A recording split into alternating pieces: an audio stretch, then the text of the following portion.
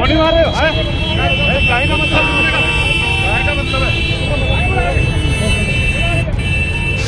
प्रदेश और देश में दलितों, पिछड़ों, मुसलमानों पे, आदिवासियों पे हो रहा है। इस अन्याय को सहने वाला नहीं है ये कमजोर समाज। ये उठ के खड़ा हो जाएगा और जिस दिन ये उठ के खड़ा होकर इन्होंने कहीं चंद्रशेखर आजाद पे को जिस तरह भरोसा करके ताकत दी और ताकत बढ़ा दी, तो किसी गुंडे की हिम्मत नहीं रहेगी किसी बहन बेटी का अपमान कर दे या इनको या इनके धार्मिक स्थलों को नुकसान पहुंचा दे। मैं आज सुबह की गारंटी हमारी बहनों की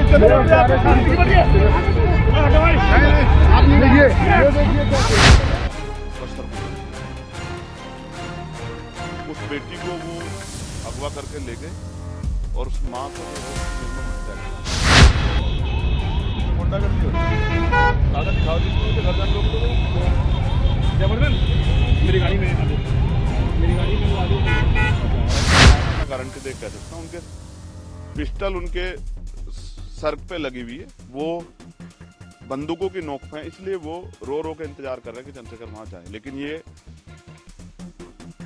गूंगी, बहरी और तानाशाही सरकार नहीं चाहती कि चंद्रशेखर जाकर परिवार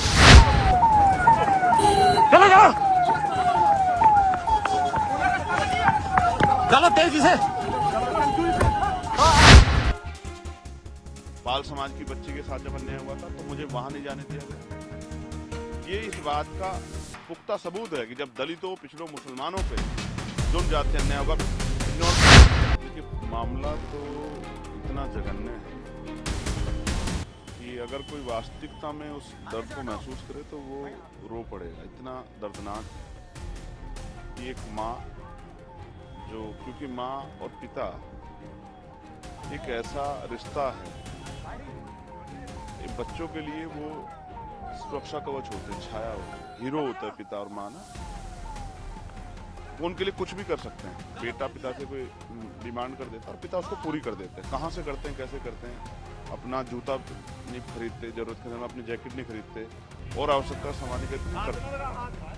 उस बेटी को कुछ दरिंदे उठा के ले जाने की कोशिश कर रहे थे उसकी असहमति के कारण, असहमति के बावजूद। तो एक माँ ने, जैसा हमेशा होता है भारत की संस्कृति में, कि माँ अपने बच्चों की रक्षा के लिए आगे आती, माँ आगे आई और मुकाबला जब करने लगी तो उन दरिंदों ने उस माँ को धारदार हथियारों से कसर कुचल दिया। उस बेटी को वो अगवा करके ले गए और उस माँ को जो है उसकी निर्मम हत्या कर दी। सभ्य समाज में किसी भी जाति धर्म के लोग, चाहे वो मेरठ के, उत्तर प्रदेश के, देश के जिन लोगों ने देखा, जिनके घर में बेटियां, उन सारी माओ को तकलीफ हुई है कि इस तरह का जघन्य अपराध की कोई किसी भी तरह से जो है उससे सहमति, उससे दर्द नहीं। हर माँ को, हर पिता को, हर भाई को चिंता हुई होगी कल उसकी बहन के साथ में हो जाए, कल उसकी बहन के सम्मान में। हर माँ को दर्द हुआ, हर माँ ने इस पीड़ा को महसूस किया। मैं उस परिवार से बाहर था, मेरी परिवार से मेरे कहने के बावजूद उन्होंने अंतिम संस्कार किया। मैंने उन्हें कहा कि आपकी जो तकलीफ है आपके दिल में, बेटी बरामद हुई, उसको हम लोग कराएंगे, लड़ाई लड़ेंगे। पुलिस प्रशासन 24 घंटे के समय से मांगा। परसों रात को समय पूरा हुआ, कल हम लोग घूमने जा रहे हैं। जानबूझ के ऐसा क्या है उस गाँव में जिसको छिपाया जा रहा है। लड़की का भाई बयान दे रहा है, लड़की के पिता रो रहे हैं। जब इतनी पीड़ा में थी तो मेरा एक नैतिक कर्तव्य है, मेरा नहीं, हर व्यक्ति का, जो बहन बेटियों के सम्मान की लड़ाई लड़ना चाहता है, उसको जाकर दर्द को बांटना चाहिए। मैं अपने कर्तव्य को पूरा करने जा रहा हूँ। मुझे गाजियाबाद में रोक लिया, मुझे घोड़ा के आसपास रोक लिया गया, उसके बाद हापुड़ वाला जो कट होता रोक लिया, और लगातार जिस तरह से फिल्मी वो होता, मेरी गाड़ी के सामने लगा गाड़ी लगा देना। फिर मजबूरी में मुझे ऐसा लगा कि कोई बड़ी घटना न घटे, मैं बाइक से चला, पुलिस मुझे खोजती रही और मैं एक साथी के साथ बाइक मेरी समझ में नहीं आ रहा है कि उत्तर प्रदेश में ऐसा क्या हुआ कि एक चुना हुआ सांसद अपने परिवार से नहीं जुड़ सकता, जिसमें परिवार ही डिमांड कर रहा है। तो रात में उनसे वीडियो कॉल कर वो रो रहे थे कि आपको आना पड़ेगा, आपको आना पड़ेगा। वो भय के साए में मैं गारंटी दे कहता, पिस्टल उसके सर पे लगी हुई है, वो बंदूकों की नोक पे है, इसलिए वो रो रो के इंतजार कर रहे हैं कि चंद्रशेखर वहां जाए। लेकिन ये गूंगी, बहरी और तानाशाही सरकार नहीं चाहती कि चंद्रशेखर जाकर उन परिवारों के बारे में। मैंने कल फेसबुक लाइव के माध्यम से मांग की थी कि मुझे डर है, क्योंकि जिस तरह के हमारे सूत्रों से पता लगा कि बेटी गुंडों के पास ही थी, अपराधियों के पास ही थी, तो मुझे डर है कि उस बेटी से जबरन उसको डरा के उसके अपने फेवर में बयान न दिलवा देते। इसलिए मेरी मांग है कि उस बेटी को एक बार परिवार से मिलाया जाए, क्योंकि उस बेटी को नहीं पता क्या क्या हो गया, उस बेटी की जानकारी में नहीं है, उस बेटी को क्या बीत रही है, वो किस सिचुएशन में उसको कितना डराया गया है। क्योंकि उसका एक बयान मैंने सुना है कि मेरे परिवार की हत्या का डर दिखाकर उनकी हत्या कर दूंगा, ये गुंडा आरोपी मुझे लेके गया।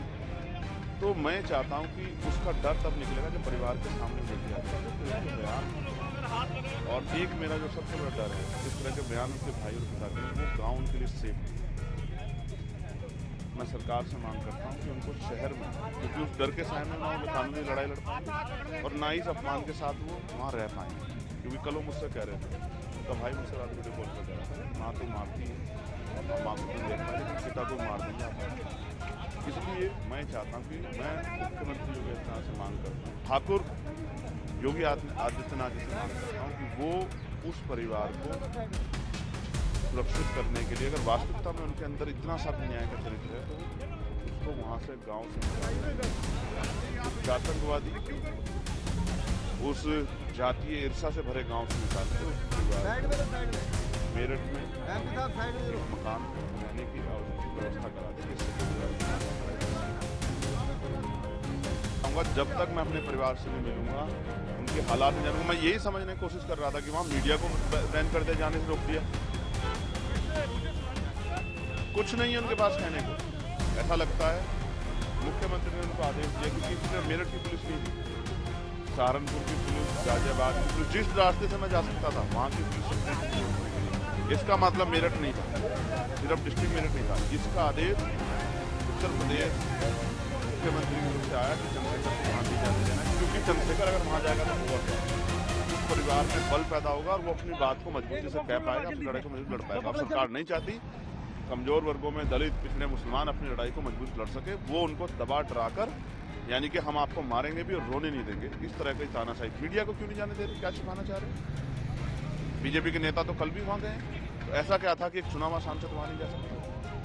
उसका कारण मात्र ये था कि चंद्रशेखर जाएगा तो उस परिवार में बल पैदा होगा, उनमें बल पैदा ना हो और वो तड़प तड़प के वहीं मरे, डरे, वो अपनी बात ना कह पाए। इसलिए क्योंकि जब मैं उनसे वीडियो कॉल बात कर रहा हूँ, उनके ख्याल में पुलिस क्या कह पाएंगे अपनी बात को। अब समझिए हालात क्या, वो मेरे साथ 2 मिनट बैठ के अपनी बात कहते, मैं उनकी बात को सुन के मीडिया के सामने अपनी बात को रखता, प्रशांत सवाल करता। इसलिए मैंने कल भी मांग की थी अधिकारियों से परिवार की सुरक्षा की जाए, और मैं पुनः मांग कर रहा हूँ वो परिवार वहाँ सुरक्षित नहीं, उस परिवार को वहाँ से निकाल कर शहर में कहीं जो है उचित रहने की व्यवस्था कराई जाए, उनको मकान दिया जाए, आवास दिया जाए और उनको सुरक्षा दी जाए। जब तक ये नहीं होगा तो न्याय नहीं हो सकता। और अगर ऐसा नहीं होता तो मैं डंके की चोट पर कहता हूँ कि इस प्रदेश में दलितों, पिछड़ों, मुसलमानों के लिए जो हालात हैं वो पलायन जैसे हैं और उनकी सुरक्षा किसी के भरोसे नहीं है। मुख्यमंत्री कहते थे हर चौराहे पे अगर कोई बेटी को छेड़ेगा तो यमराज बैठा, यमराज नहीं बैठा। गुंडों को संरक्षण करने वाले सरकारी नेता और उनके आगे मजबूर, जिस खाकी का हम लोग दिल से सम्मान करते हैं, खाकी मैंने मजबूर कर दी, उनके पास शब्द नहीं थे ये बयान करने के लिए कि चुनाव हुआ सांसद अपने परिवार को।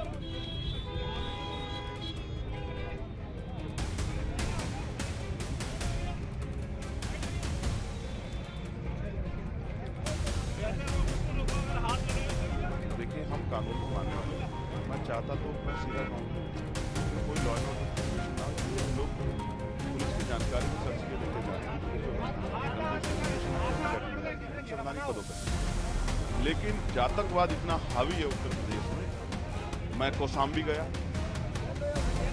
बाल समाज की बच्ची के साथ जब अन्याय हुआ था तो मुझे वहां नहीं जाने दिया गया। ये इस बात का पुख्ता सबूत है कि जब दलितों, पिछड़ों, मुसलमानों पे जुल्म जाते अन्याय हुआ, बिजनौर में क्या हुआ, वाल्मीकि है, वाल्मीकि कह के किस तरह से जो है जूता मारा गया अभी 2 दिन पहले, सब आपके सामने है। किस तरह का अन्याय यहाँ दिल्ली में क्या हुआ, किस तरह से बुलडोजर चला के जो है लोगों के अधिकारों को, लोगों की आवश्यक चीजों को निस्तानाबूद कर देगा, ये सब हम देख रहे हैं। किस तरह का जुल्म उत्तर प्रदेश और देश में दलितों, पिछड़ों, मुसलमानों पे, आदिवासियों पे हो रहा है। इस अन्याय को सहने वाला नहीं है ये कमजोर समाज। ये उठ के खड़ा हो जाएगा। और जिस दिन ये उठ के खड़ा होकर इन्होंने कहीं चंद्रशेखर आजाद पे को जिस तरह भरोसा करके ताकत दी और ताकत बढ़ा दी, तो किसी गुंडे की हिम्मत नहीं रहेगी किसी बहन बेटी का अपमान कर दें या इनको या इनके धार्मिक स्थलों को नुकसान पहुंचा। तो मैं आज सुबह की गारंटी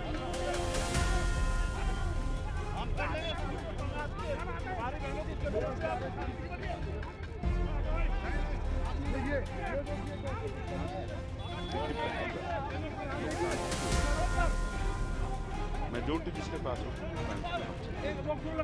सीमित बात सब बहुत कुछ नहीं बन सकते हैं, लेकिन ये हिंदू राष्ट्र नहीं। मैं आपकी जानकारी के लिए स्पष्ट करूँ, बीजेपी वाले अगर कोई बीजेपी का नेता बात कर रहा है, हालांकि मुझे नहीं पता किस नेता, तो आप ये समझ लीजिए कि वो उसकी आस्था संविधान में नहीं है, कानून में नहीं है। इस देश के जो क्रांतिकारी थे, जो देश के जिन्होंने देश के लिए बलिदान दिया, उनमें नहीं है। उनकी मान्यता जो टू नेशन थ्योरी के लोग थे, जो धर्म के आधार पर बंटवारा जिन लोगों ने किया था, उनके साथ उनकी मान्यता है। क्योंकि जो संविधान को मानने वाले व्यक्ति, संविधान के प्रेम्बल में इस बात को स्पष्ट किया गया है कि ये सेकुलर राष्ट्र है। ये किसी भी, चाहे ना हिंदू, ना मुसलमान, ना सिख, ना ईसाई, ना दलित, किसी का राष्ट्र नहीं, सबका राष्ट्र है। और अगर इसको कोई जानबूझ के बार बार ये कह रहा है, तो वो अपने राजनीतिक एजेंडे के जरिए कह रहा है, राजनीतिक एजेंडे को कामयाब करने की कोशिश कर रहा है। ये अन्याय जो है और ये संविधान पे हमला खुली आंखों से देखा जा रहा है। ये डिक्टेटरशिप है, ये कमजोरों को दबाने की। अभी अगर किसी आप डिबेट कर लो, कोई बड़े से बड़ा नेता आ जाए, भारतीय जनता पार्टी उससे डिबेट करके बताए कि उनके हिंदू राष्ट्र में दलितों, पिछड़ों, आदिवासियों, मुसलमानों की क्या जगह, या उनको संवैधानिक अधिकार मिलेंगे नहीं मिलेंगे, या पुनः उन पर वही चीजें थोप दी जाएंगी जो चीजें मनुष्य के ऊपर पहले से लागू की गई थी। जो संपत्ति, वो धार्मिक स्थलों पर नहीं जा सकते, वो बहन बेटियों के उनके सम्मान की रक्षा के लिए उनको चैलेंज करना पड़ेगा, और तमाम तरह की और बातें है कि वो शिक्षा नहीं ले सकते हैं, शिक्षा दे नहीं सकते, और तमाम तरह के वो जो ऑब्जेक्टिव को लगे थे, क्या वो दोबारा इस देश में लागू होने वाले? पूरा बीजेपी का हिंदू राष्ट्र खोखला है। वो हिंदू राष्ट्र सिर्फ और सिर्फ दलितों, पिछड़ों, आदिवासियों को और जो बाकी जो अन्य धार्मिक अल्पसंख्यक है उनको निस्तानाबूद करके देश को पुनः उसी व्यवस्था पे लेके आने का जिस व्यवस्था से महापुरुषों ने उस देश के संविधान, चूंकि जो संविधान बनाने वाली जो पूरी टीम थी, जिनमें बाबा साहब अम्बेडकर जो अग्रणी थे, बाबा साहब अम्बेडकर जो नायक थे, उनकी पूरी सोच पर हमला करने का काम सरकार।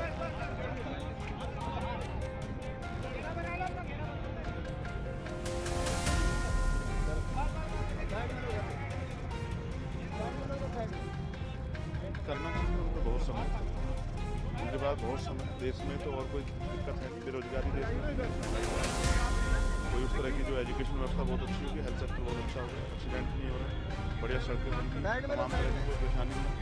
टैरिफ अमेरिका हमारे ऊपर सब कुछ नहीं था, सब डर गए हमसे, क्योंकि हम विश्वगुरु प्राइम मिनिस्टर, जिस देश के प्राइम मिनिस्टर इतना समय है कि वो कई कई घंटे, कई कई दिन धार्मिक कार्यक्रम में दे सकता है, उस देश को चिंता करने की जरूरत नहीं। उस देश का बेड़ा गर्क होना में कोई ज़्यादा बहुत समय नहीं लगेगा।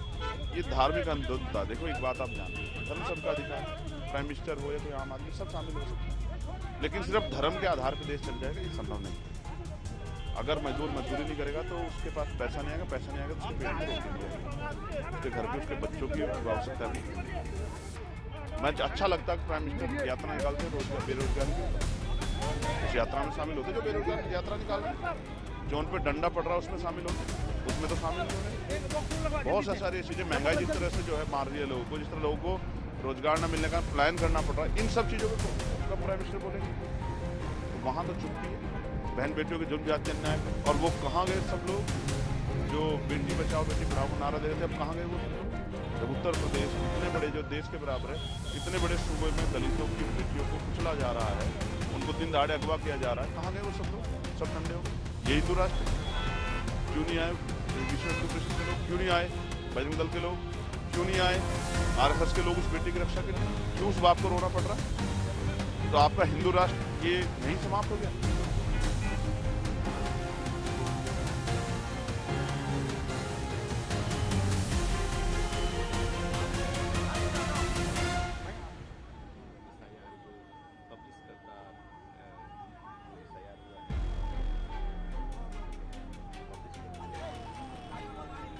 देखिए, मैं एक चीज़ आपको कहना, जितना हम सिस्टम को समझ सकते हैं और जितना संवैधानिक व्यवस्था में हम समझें, यूपी एडमिनिस्ट्रेशन मुख्यमंत्री जी के अंडर में काम करता है और मुख्यमंत्री जो चाहेंगे वो करेंगे, क्योंकि उनको नौकरी करनी है।